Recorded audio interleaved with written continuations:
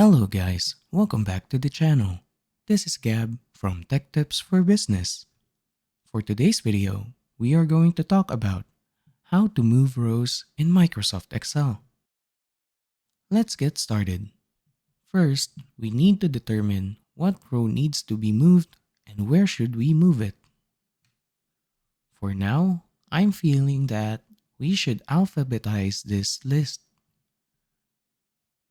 So, let's go ahead and place James under Jack while Jill goes down on top of Jimmy. To do so, it's quite easy. First, you have to select the row that you want to move. You can do so by clicking on the number. Next, once you highlight the whole row, all you have to do is to hold on the Shift button. Once you hold the Shift button, you can now drag the row when this cursor shows up. It should look like 4 arrows facing the opposite direction of each other.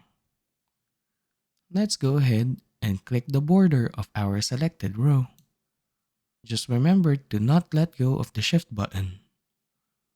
Now, a line should appear on where we should put it. It should appear as a solid green line. Once you see that, go ahead and release everything that you're holding right now. And there we go. And now we managed to alphabetize our whole list. And that is how we move rows in Microsoft Excel.